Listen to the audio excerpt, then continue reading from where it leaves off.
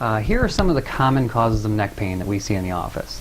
For the most part, there's two major categories of things that cause neck pain. There's what we call major traumas or major injuries, or minor or micro traumas.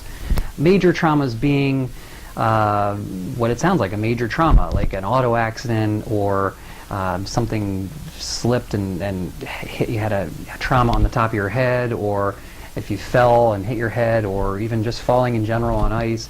Those type of big injuries are what we call major traumas. Micro traumas or minor traumas being more repetitive type injuries, things that you do, even small, relatively minor things, just over and over and over again, that kind of overwhelm the tissue.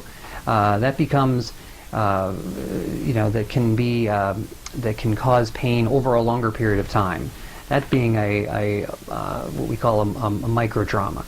Those two types of problems affect three major areas of the spine. The first being the disc. The disc being our shock absorbing system in our spine.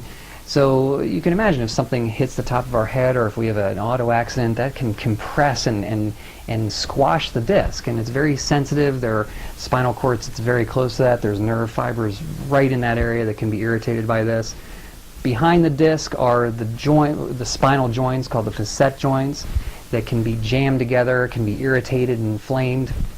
It becomes a common tissue to become irritated. And of course, between those two are the nerves. The nerves that come out of the spine can become pinched and irritated and inflamed. When those three things happen, that sets off a chain reaction of reflex muscle tightness and muscle spasm that can also become very painful as well. So those are what we find to be the big causes of neck pain that we see in the office.